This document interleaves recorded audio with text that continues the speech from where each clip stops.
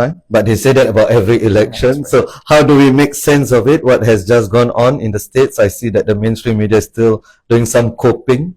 Maybe they are in the first stage of the 5 stages of grief in denial. But thankfully today with us, we have somebody who is qualified to speak about this.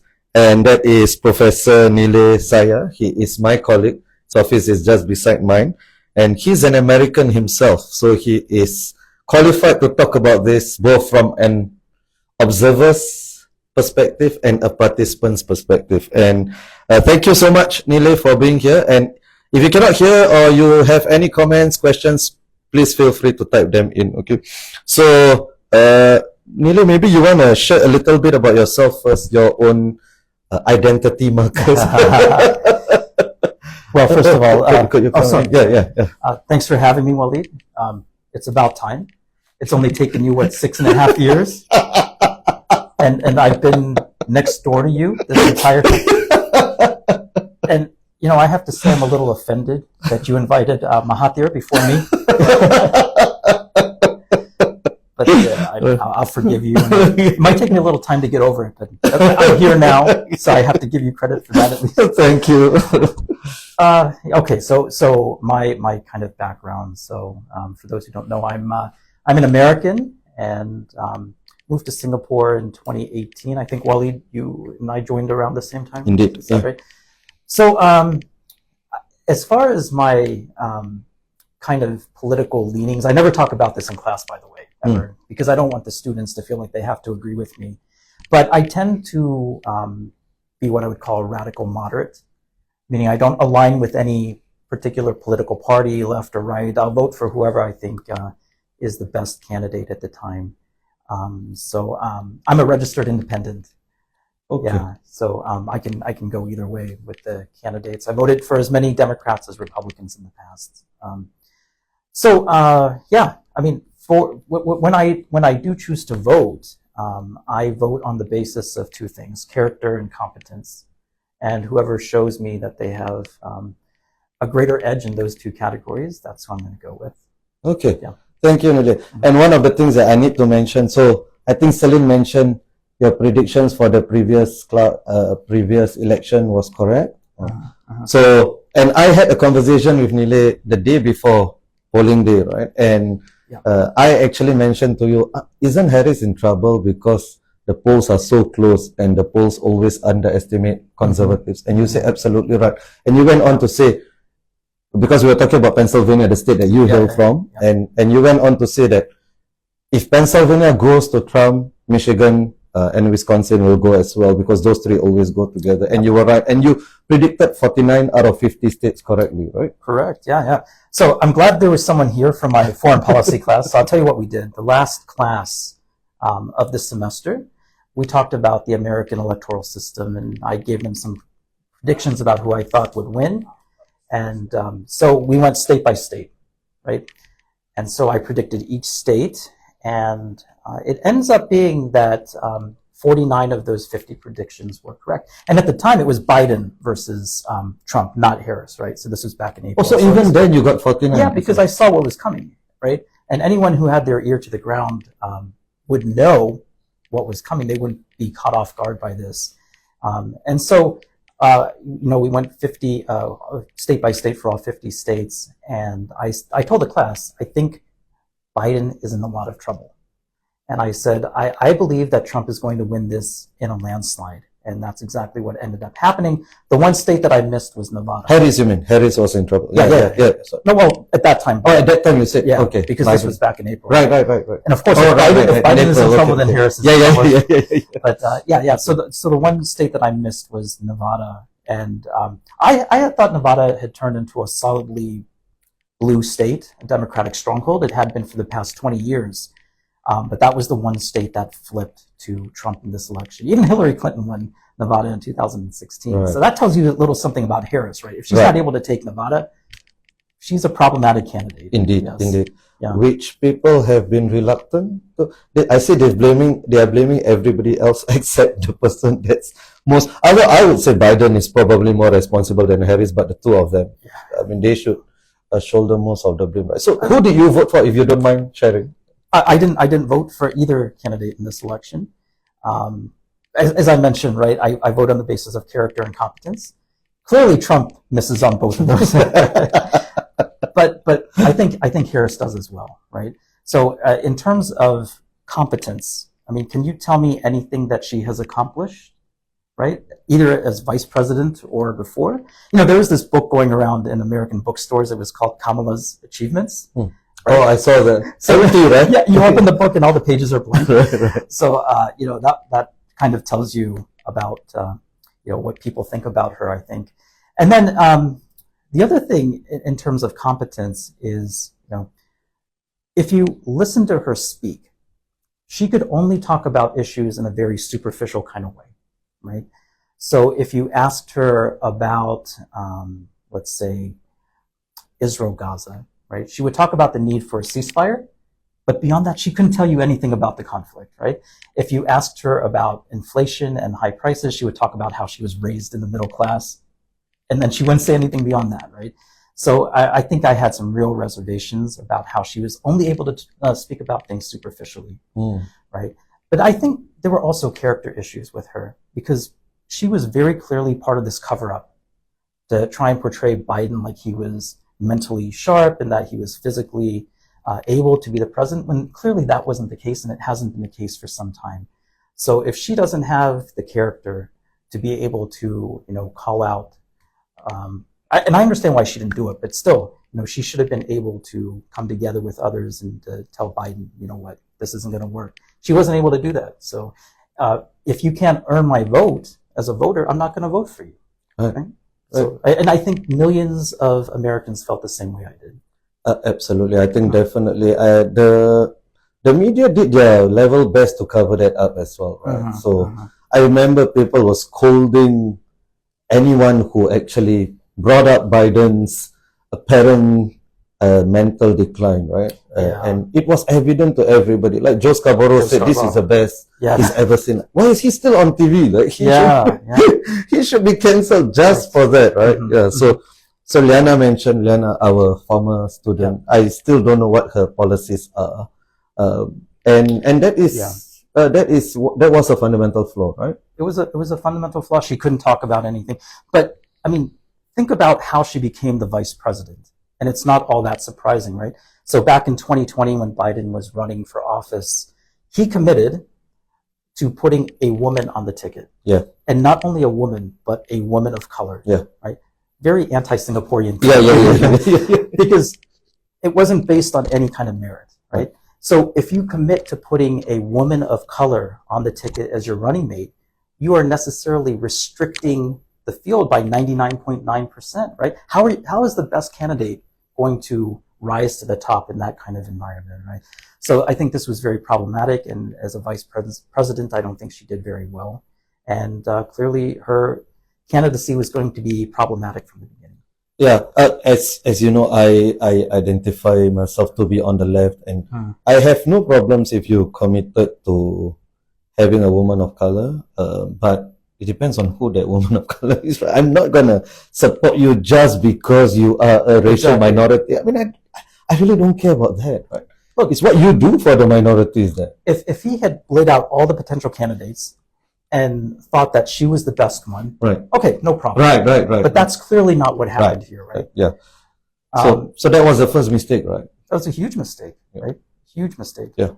So this election, what explains the result? So we've seen people saying it's racism, it's misogyny. Some people are saying, oh, the candidates don't even matter. You know, it's just about the economy. So whoever would have contested, the Democrats would have lost, whether it was Trump versus Harris or Biden versus DeSantis. Right. What say you?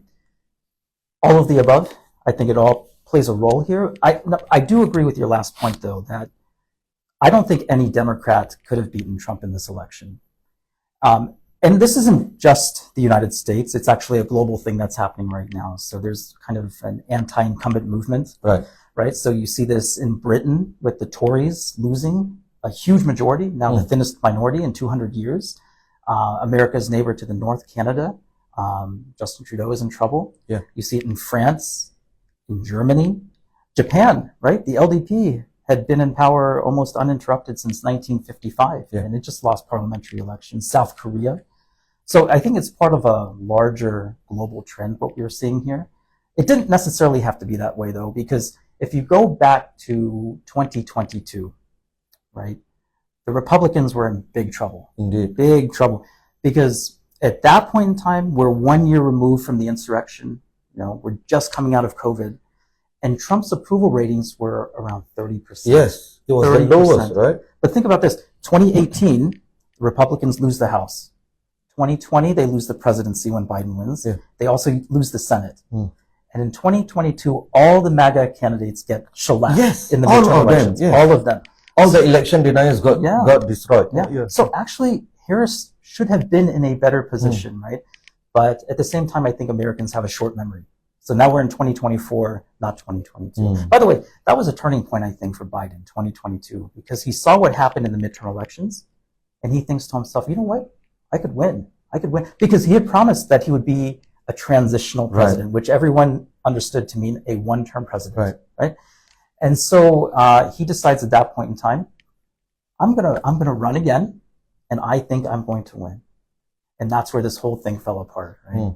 So yeah, I mean, there are a lot of things going on. Of course, immigration was a huge issue in the United States. The Biden team did not do a good job on immigration. Right. So what happens with the immigration thing is that people are coming across the border and they're claiming amnesty, right? And the way amnesty is supposed to work is that it's supposed to be granted to people who are fleeing persecution, very serious persecution in terms of religion or ethnicity or something like that. But it's being abused by millions of people who are coming across the border, claiming amnesty, and then being let into the country, right? And people were seeing this, and it turned out to be a very, very big, I think, cleavage in American society. So immigration was a huge issue. The economy is interesting because as of late, the economy's been doing better. So unemployment is very low. Productivity is up. Inflation is coming down. But prices are still high. And that's what Americans seem to care about. So they go to the gas station and gas is still high, right? The price of eggs is still high. So that also turned out to be a very important wedge issue. And there were a number of others as well, but I think those would be the two big ones. So I wanna talk about those two specifically because I think immigration especially tells us where the Democrats are at as a whole, not just the Joe Biden, Kamala Harris team, but Democrats, where they are in terms of how they demonize people who disagree with them. But before that, you mentioned that no Democrat could have beaten Trump. I think you're right. As in, I agree with you. But would a Democrat, could a Democrat have beaten other Republicans if it wasn't Trump? Because Trump managed to turn people up in ways that we have never seen before. The youth vote, Hispanics. I mean, it was a slight shift in the black vote, but could somebody else have been able to rile up the people in the way that he did? On the Republican side. On the Republican side. I can't imagine who it would be. I'm trying to think. I mean, there's a reason why he was the nominee and not Ron DeSantis or Nikki Haley, right? Or even Chris Christie. So I can't really think of anyone who would have done as well as Trump. Now, I mean, would a Democrat have been able to beat Ron DeSantis in a general election? It's possible. I mean, this really does seem to be about Trump in a lot of ways. But, so it's about Trump more than it is about Harris. Yeah, I think that's right. Because I don't think a Democrat could beat Trump. Right. I think, maybe a Gavin Newsom or Gretchen Whitmer could have done better. Right. But I don't think that they would have been able to beat Trump. Fair. Yeah, I think that's thank you so much for that. So the immigration, right? Because and every poll, and I just saw this actually on the way here, that the public sentiment on immigration has shifted tremendously in the past 4 years. Like used to be 30+% that were against the policies, for the policies, but now it's for tighter borders. Now it's 50+%, 55%, 55% from. So that's a majority already, and the Democrats haven't moved there, right? In fact, I mean, they did, but very belatedly, I Very think. belatedly, yes. And one of the things that they tried to do whenever there were discussions on the borders was, oh, don't be a racist. Yeah, Right? yeah. And no doubt there are a lot of racists. I mean, we are both people of Indian origins, right? We can smell racism from far away, right? But not every policy disagreement is racist, right? Yeah, right. Does that encapsulate the state of the Democrats or the left generally? I mean, the left has become all about identity politics, right? I'll tell you this. My wife is Latina. Oh, right? I don't know if you knew that or not. I didn't know. She's a Latina. You know what she hates? She hates this term Latinx. Okay. Right? Because it's one of these bad ideas that tends to come out of the American universities, Latinx. And I got lectured by my mother-in-law, her mother, one time, and she told me, listen, it's Latino, it's Latina. There is no Latinx. Some liberal feminist came up with this, right? So I think, but that's where the Democratic Party is, right? They see everything through the lens of identity, your race, your ethnicity, your sexual orientation, right? Gender, yes. So, Harris herself was a DEI candidate, right? So no wonder she loves DEI so much. But yeah, I mean that's how the Democratic Party sees the issue of immigration, right? So if you oppose tighter immigration controls, you're a racist, you're a bigot, and they don't want to have anything to do with you, even though public sentiment had shifted against that kind of thinking, right? Yeah. So yeah, it's a big problem. Now a majority of Americans are in favor of tighter border controls, as you mentioned. And you know what? Kamala Harris went on The View, right? This kind of daytime television show that. For those who don't know what it is, good on you. You're spared from it, unlike us. Yeah. So she goes on The View, and I believe it was The View, and she was asked, would you have done anything differently? It was The View, yeah. Right? And she said no. She couldn't think of anything. Yeah. Like, how could you not think? Yeah.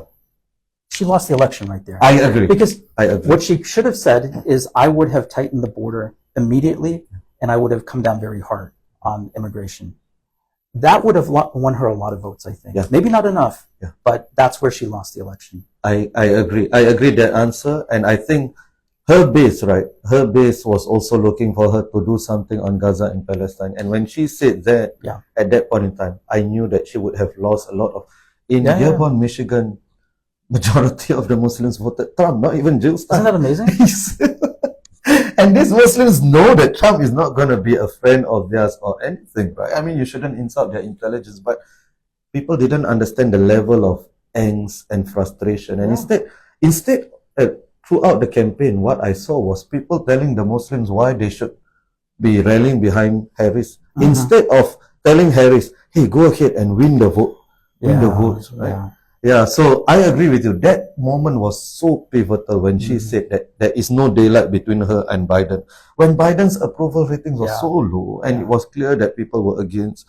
I don't know why she did that. You said that she is a DI candidate. I agree. I think probably without BLM, she wouldn't have been the nominee. But aren't all VP candidates DI candidates? I mean, Joe Biden was there because he was white, right?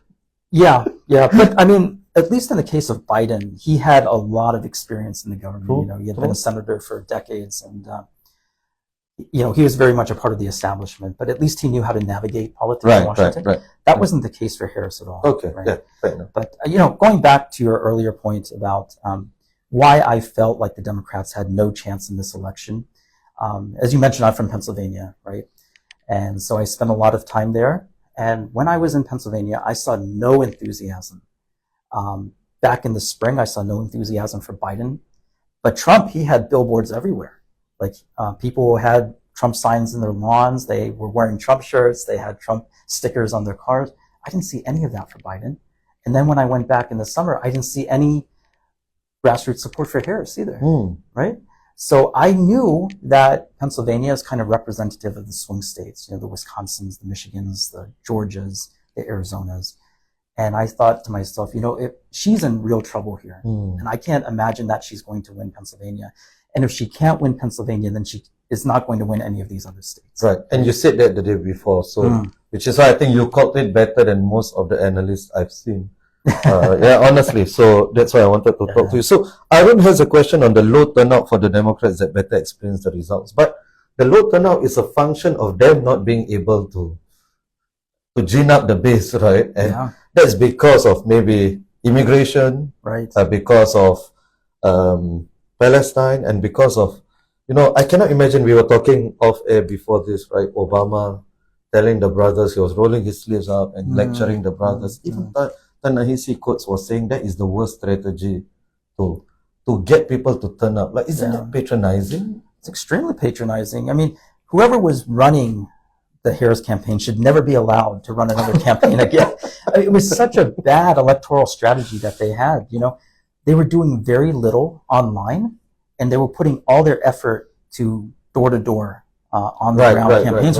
In Detroit and Philadelphia, what they were trying to do was to drum up the vote. Right. But this would have been fine 20 years ago. Right. But it's highly inefficient. And if you want to get out the vote, you have to do what Trump did. Right? He was online almost entirely. Yeah.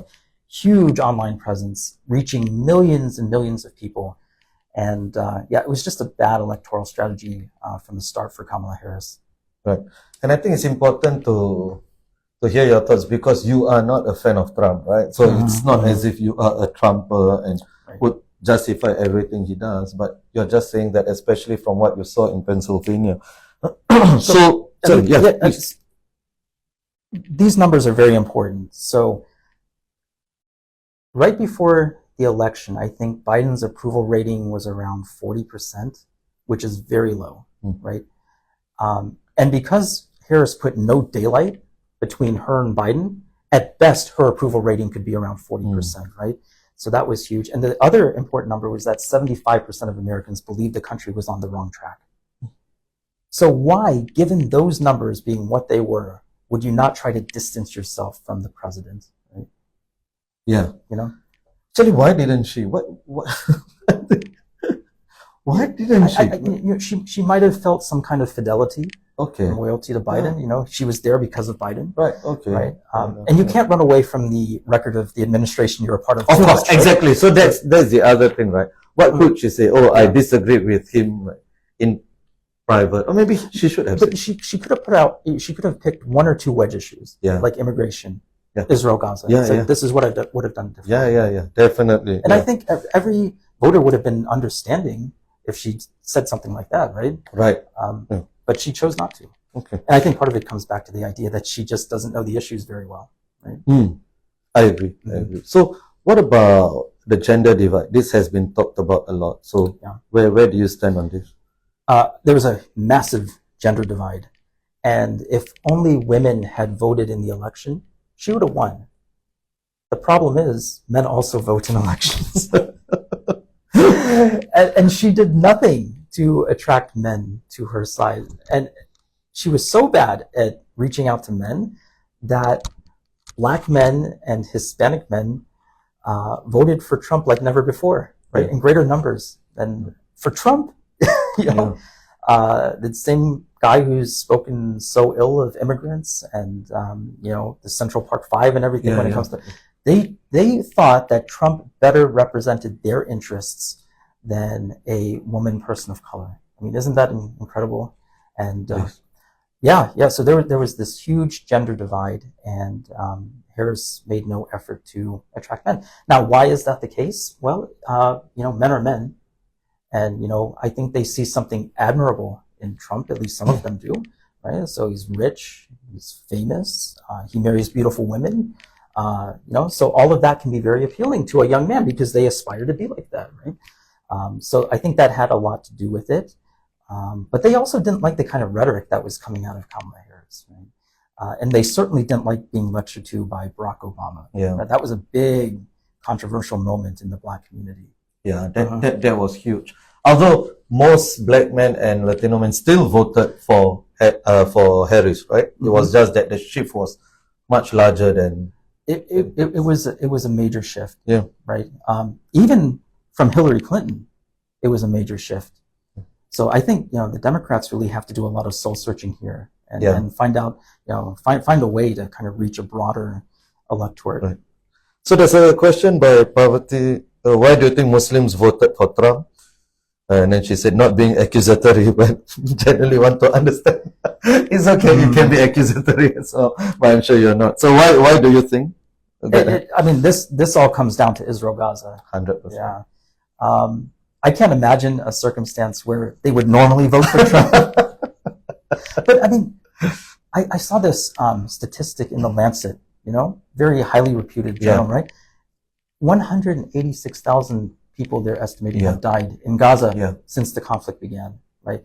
And I think a lot of Arabs and Muslims in the United States, and specifically in Michigan, they said, there's no way we're going to vote for someone like that, who's been responsible for underwriting this genocide against the people of Gaza, right? So for them, it was like a character issue as well. Yeah, and it was about punishing Harris for what she... And people saying Trump is going to be worse on Gaza. Probably true, right? But this is something that has already happened. Yeah. It's not hypothetical. It's not theoretical. To be perfectly honest with you, I don't know how Trump could be worse on Gaza than this administration has. What are they going to do? Right, what could be worse? The Biden team has given the Israelis a free hand to do whatever they want, right? 100%. And so that's why, I will get to Hollywood endorsements and celebrity endorsements in a while. But one thing that really pissed me off when I heard, first of all, right, I don't care. I'm a huge fan of The Rock. I think I told you WWE. I lost a little bit of respect for you, like you said. Everybody have their own vices, So It's true. I just won't tell you mine. So I'm a huge fan of The Rock. But if he told me his experiences as a father, I don't give a shit. But your experience as a father has nothing to do with my experience as a father, right? You are a millionaire, you are very detached, you go to different schools, then your children go to different schools. It has nothing to do with mine. Very little. So I don't care about you as a father, right? I watch you because you're an entertainer, you're great on the mic, you're a good wrestler. That's it, right? But it's not going to translate to my political leanings, right? So that's the first one. And so the second thing, when Beyonce went up and without singing, and she talked about herself as a mother, why would the working class mother relate to that? Exactly. So it didn't make sense at all to me. But also, the nerve, right, for you to stand on there and not mention Palestinian mothers. And as a mother, what about a Palestinian mother? What about, you don't even have to be a mother. What about a human being who looks at that? And you are supporting, endorsing this administration without even saying something about that. It's going to ring hollow. It would have rung hollow anyway. But the fact that you did that without even giving any credence to the suffering of people, I just couldn't take it. But what do you think about Hollywood endorsements? Is this the death of celebrity endorsement? I hope so. Because here's the thing, celebrities by their very nature are going to be controversial, right?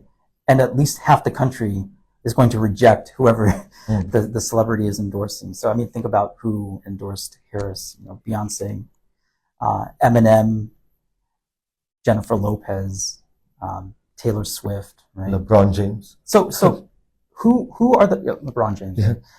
Now maybe he was there to kind of attract the black man. But it didn't work. This is what we know now. The celebrity endorsements don't work. And who are the celebrities who endorse Trump?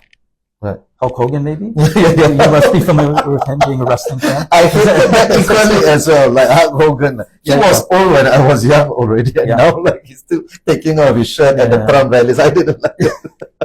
Right? He's like 70 now, isn't he? Yes, it must be. Must be 70 plus. Oh, my goodness.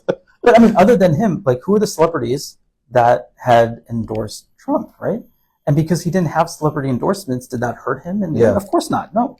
So, celebrities are elites. Right? Exactly. And they can't speak to the experience of the working person. Right? So one thing I've seen, like in to that point, one thing I've seen, people are saying, both sides had celebrities. Right? On one side you had Beyonce, J-Lo, Eminem, and all of Hollywood, basically almost all. On the other side you had Hulk Hogan, who's barely still a celebrity. Exactly. But two people they mentioned were Elon Musk and Joe Rogan. And I thought it's not just that Elon Musk endorsed Trump and people voted for him. It's not just Joe Rogan endorsed Trump and people voted for him because of that.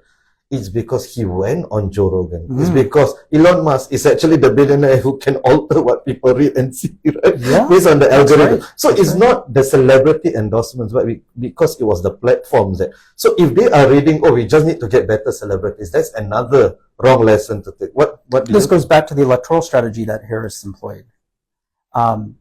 She wasn't doing a lot of interviews for some reason. Well, I think I know the reason, right? She wouldn't have done well in the interviews because she didn't know the issues, right? But still, if Joe Rogan gives you an opportunity to come on his podcast and talk for a couple hours, I mean, Trump was there. He talked for 3 hours. 3 hours, right?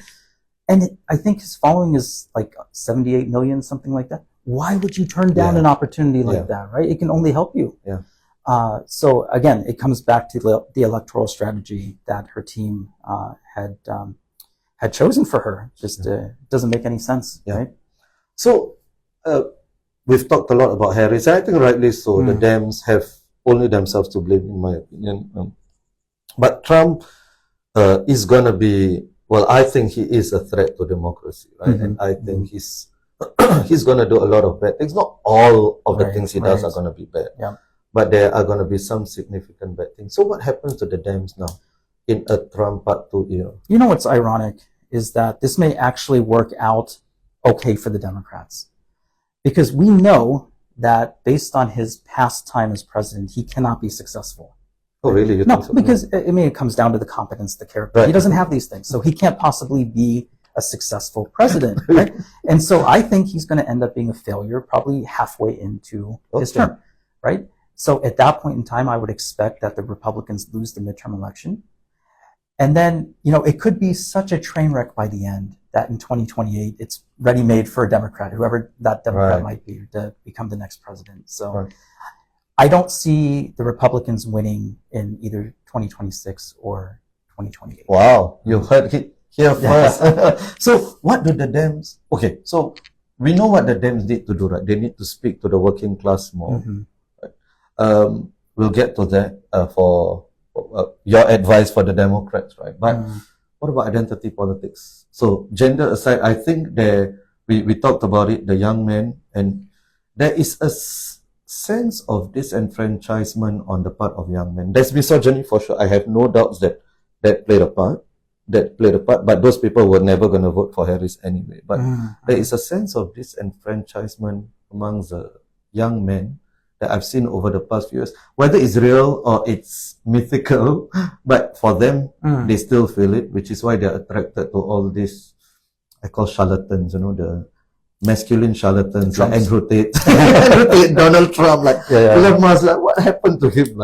He is a genius, right? He's clearly a genius. What happened? He became a buffoon in this election. But so do you get that sense? Because I feel that one of the things that is lacking on the left is a serious role model as a counter to the fake masculinity on the right. So what's your sense of American young men? I think that's a good point. Like you mentioned, there's misogyny. Of course, that is part of this. But, like I said, Harris made no real attempt to reach out to men, right? So is there anyone on the left who could potentially reach out to men? I don't know that there is. Bernie Sanders? Yeah, I mean, but he could never win a general election. Bernie did in some way reach out to men, but I can't think of anyone. Like Gavin Newsom, I can't see him being very popular among the working class men. Tim Walz, even I thought Tim Walz was probably the most likable person. I thought it was a great VP pick. Yeah, but even he wasn't able to bring men into the Harris camp. So they really have to think about this issue, right? Because it seemed like Harris was entirely focused on getting women. And so she talked about Roe Wade nonstop. And that was the only issue that she talked about. And that was, I thought, when she spoke about that, she was the best. It was clear that she knew that issue like inside out, and she thought that was her winning issue. She did. And of course, women who care about that issue voted for her. But it's not enough. You have to be able to do more than that. She ran. But there was also a swing in the women towards Trump, right? Overall, like more. Yes. So it was only a portion of the women that she was able to get. But she ran this very counterproductive ad towards the end of her campaign on television, and it was this woman going into a voting booth. Oh, J-Lo, right? No. And then voting, telling them you can hide your vote from your husband. Yeah, exactly. Yeah. That's was it J-Lo? I thought it was J-Lo. Oh, okay. I didn't know it was J-Lo. Right. Yeah, and of course, that's not going to play well with men, but it's also not going to play well with women who respect marriage, right? As well. Yeah. So yeah, it was really a mess. Yeah, I don't know what they were thinking as well. So Arun asked, do you think the Dems will reflect on their policies towards Israel? Right? No. Unfortunately, I agree with you. I've already seen Van Jones on CNN saying that one reason why Harris lost was she wasn't pro-Israel enough. Can you believe that? Did he really? Yes, he did. My God. How do these people get into these positions? Exactly. And they're influencing millions of Americans. Exactly. It's unbelievable. It's unbelievable. I'm thinking, how is that even possible? So, unfortunately, you know what? I just think they're going to blame the Muslims, going to blame the progressives. Oh, why didn't you? As if they are entitled to these people's votes. You know, but at the same time, it's a fine line that you have to walk, right? Because you can't alienate the Jewish vote either. Of course, right? 100%. Yeah. But I mean, you could have still taken some principled stands, right? And the Democrats aren't interested in doing that. Yeah. Right? Harris, I thought she patronized the voters who cared about Palestine, like by trying to gaslight them, right? Like, you know, Trump is quite clear about what he's going to do. I mean, I disagree with what he says, right? But of course, he says a lot of nonsense as well. Yeah. But at least on this, he knew what his base was, right? And he said that. And I completely disagree with him. But Harris sort of tried to play both sides, do this thing. She didn't walk that line well, I thought, right? And so in the end, she ended up alienating everyone. Exactly. She didn't get, right? Yeah. So, Parvati said, as you said, how more pro-Israel can the Dems be, right, at this point in time? I mean, so there is one potential area where there could be a difference. I think the Democrats were really interested in preventing a war between Israel and Iran. Right?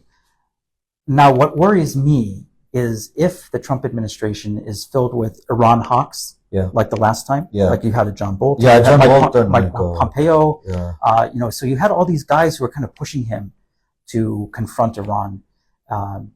It didn't happen the last time, but you know, we came very close to a war with Iran. So that's exactly. So what's this deal with Trump? He runs on anti-war platforms, which are wildly popular amongst independents, amongst Americans. But then he gets all these war hawks in cabinet. Exactly.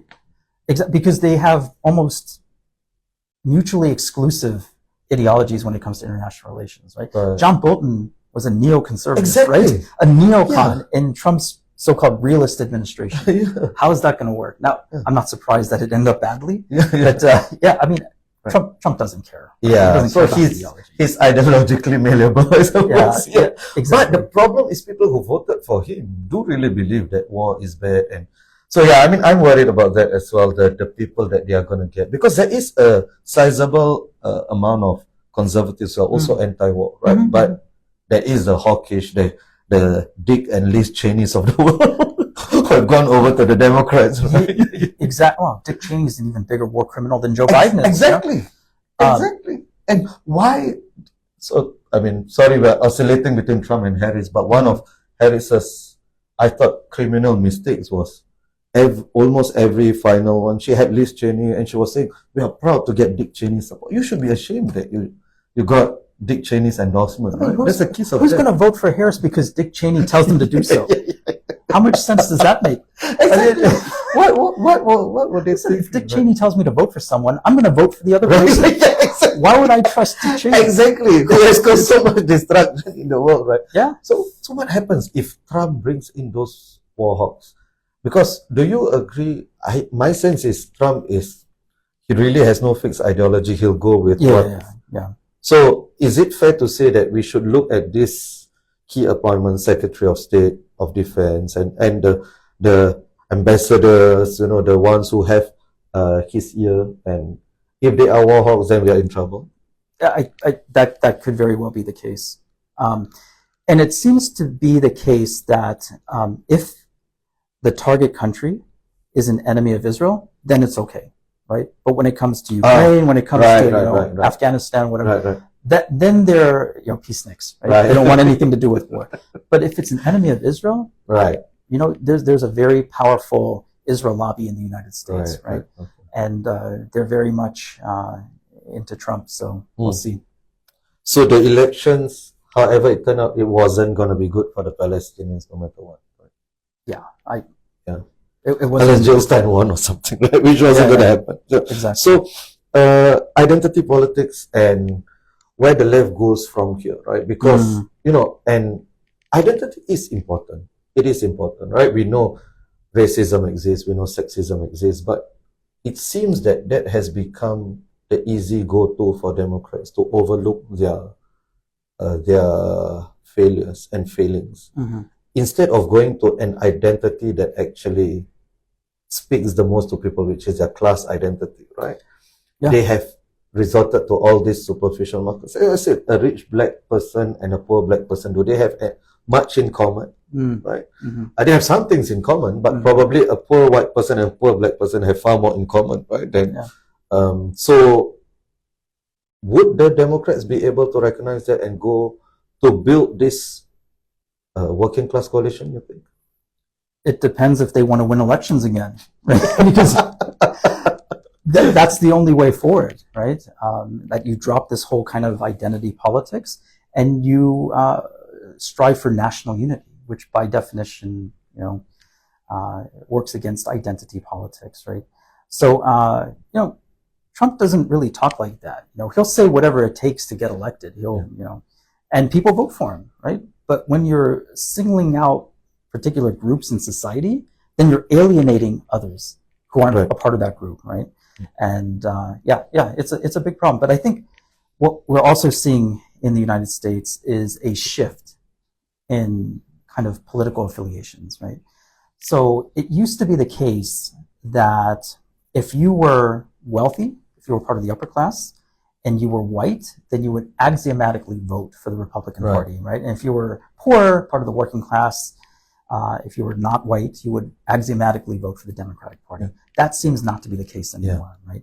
And you're finding people of color now voting for the Republican Party. You're finding the working class voting for the Republican Party. So the Democrats have to recognize this if they're going to move forward successfully. Yeah, and that used to be a point of pride for the Democrats, right? They were the party of working class. Yeah. Now, I've seen already on The View, like Sunny Hostin was saying, these uneducated white women voting for Trump, like what explains it? Like, that should be a point of shame. That you have lost the lower... the working class, the people who have been marginalized, economically marginalized. Why are you proud of that? I saw that Democrats, this by Steve Konecki, right? He was showing this table, just published this morning on YouTube, that the base of the Democratic Party is now the college educated and people with incomes higher than 100,000 US dollars, right? That was the Republicans, right? Yes. And this goes back to 2016. That's when Trump started to change things and working class people started to vote Republican. But so now I think what we're seeing is that the nature of American electoral politics is shifting from class to culture. Right? So the divide is no longer, class still matters, of course, but in addition to that, what matters is religion, geography, and the big one is education, and also gender, right? So you have, white, rural, less educated people voting for Trump, and you have, the educated women, urban dwellers voting for the Democrats, right? Yeah. So can you elaborate on the cultural part? So do you think there's a cultural divide now, as in this divide is more significant than anything else? I think it is. I think it used to be all about income, but now it seems to be more about culture. So this cultural divide meaning what? So there is a sizable amount of people in the country that feel that white culture has been marginalized, or what, the country has lost itself? Yeah. Just look at the electoral map, right? And look at the states that are voting for the Democrats. They're all clustered together in, the Northeast, right? And then you have California, Oregon and Washington, right? So they're kind of on the coasts, isolated from the rest of America.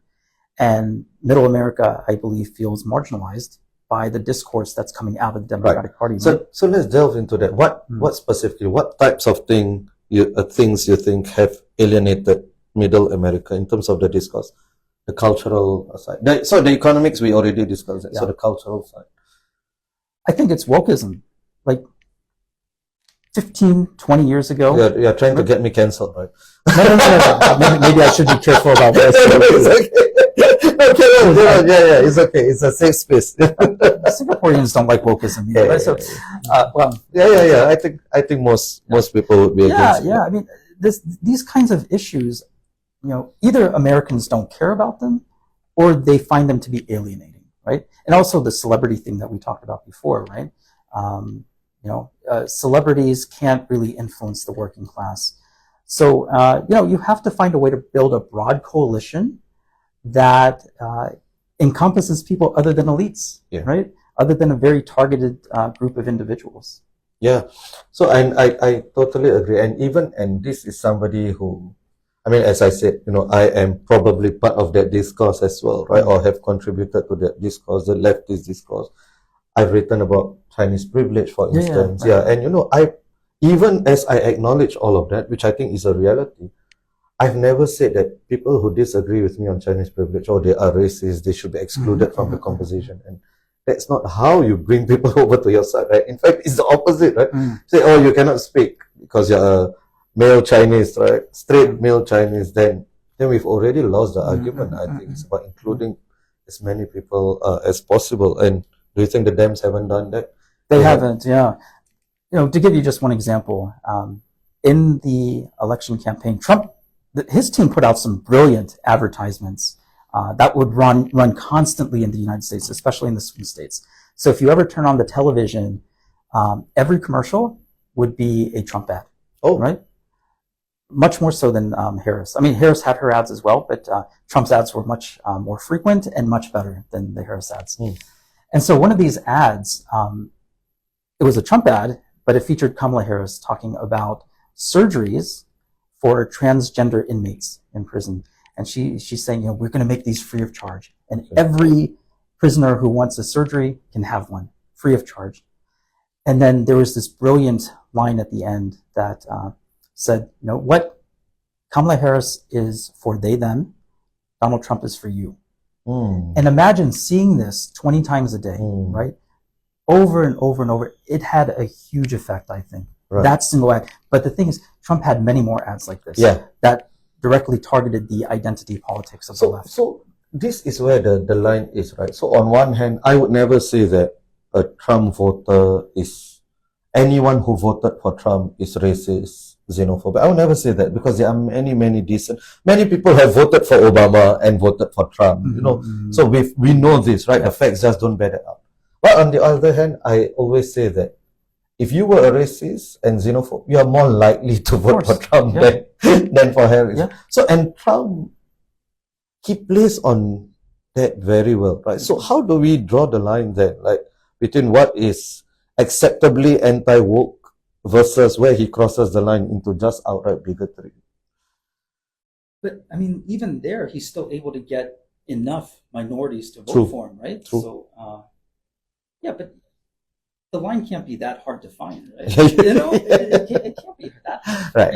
I think so. I think for instance, on immigration, right? I don't think saying that you want secure borders is racist. Right? No. It's how the devil is in the details, and even in the rhetoric, right? I do think Trump's rhetoric is extremely racist. I think there's no doubt about that.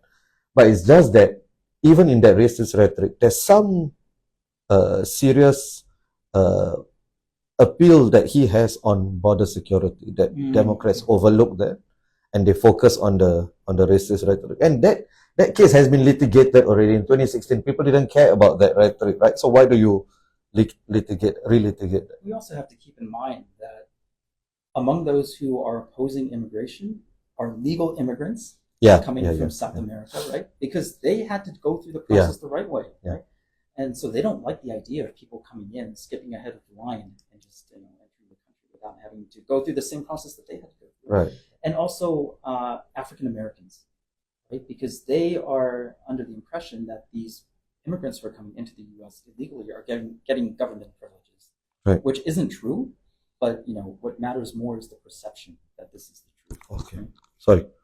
Somebody said that your mic has no more battery. Yeah. Oh, okay. All right. Yeah, you have to hold that. Thank you, Debbie. Yeah. Okay. Yeah. Yeah. So, I mean, this explains why I think Trump was able to get some of the minorities on his side because of the immigration issue. Yeah. Somebody asked, why is the bar for Lam so low, the bar for Trump so low though?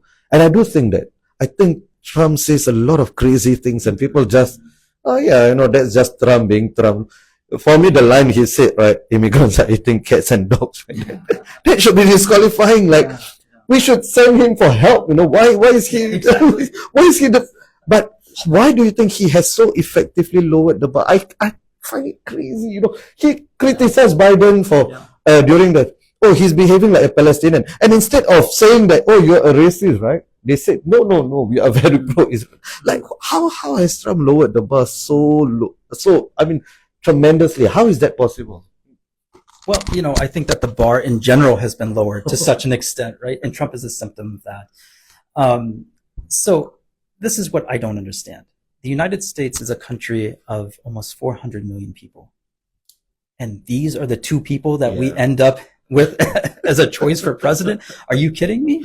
Right? I think this was a giant turnoff to a lot of people like me who couldn't in good conscience vote for either one of them. Right? So I think we just need to do a better job getting people in office who know what they're doing and who can speak to a wide swath of the population. Any final words, Nilay? Thank you. It's almost an hour already. Has it been an hour already? Yes. Oh my goodness. Yeah. So, I think, look, it's going to be a rough 4 years. I do think that.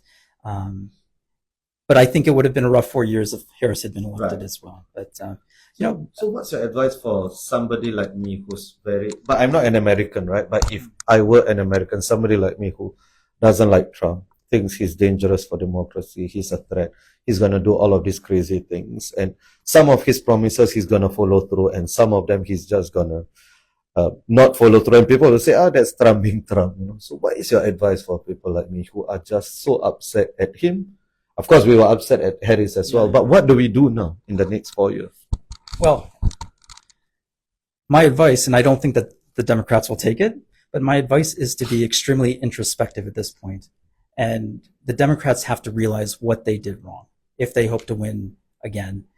And, if they can be properly introspective, do an autopsy on the election, reach out to a wider swath of the population, they have a real choice. But in the meantime, we have to hold Trump accountable to the rule of law, right? And, when he is stepping across that line, we have to call him out on that, right? And, and a big problem here is the right-wing media as well, because they're in Trump's pocket, right? If they have an ounce of credibility, then they'll start doing this as well. I think that's so important. I have lost faith in, the right-wing media and the left-wing media. Even if they call out Trump, I don't think they have any credibility anymore, because I think the CNN and MSNBCs, they have been jokes, but the online independent, even the Joe Rogan kind of podcast, where I think he is uniquely positioned, whether he'll do it is a separate matter, right? The other thing I'm so frustrated, right, the spineless people in the Republican establishment, right? People who they were themselves who said that Trump was a threat to democracy, right? But now they are falling over backwards, bending over and falling over themselves, right? Trying to suck up to Trump. And so we can't expect the Republican establishment to hold them. They won't. It's going to be the Dick Cheneys of the world who do it. And that's not going to do anything for anyone. But I mean, J.D. Vance himself, right? Yes. But if you think that you have something to gain from supporting Trump, you're going to do it, right? Look at Ted Cruz, right? Yeah. Donald Trump attacked his wife, right? Yeah. And Cruz apparently was just perfectly fine with it, right? Because he knew his political future hinged on his support for Trump. So if that's the state of the Republican Party, we can't expect them to stand up to Trump. I mean, January 6th, any number of other things that occurred during his presidency. They're cowards. They're complete cowards. Right. And so the question is, who's going to hold him accountable from within? I don't know where that accountability is going to come from. But like I said, it's not all bad news. I think that the Dems will be okay in 2026, assuming that they look inward and learn the lessons that they need to learn from this election. And then in 2028, we're going to end up with a President Gavin Newsom or Pete Buttigieg or Gretchen Whitmer. That's my prediction. Okay. Yeah. Is AOC too young to run still at that point in time? No. We don't want to go in that direction. We don't.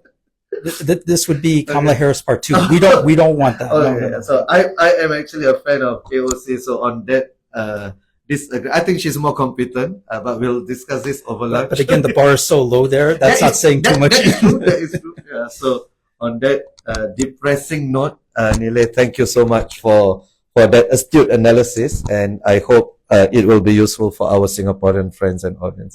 Okay, bye everyone.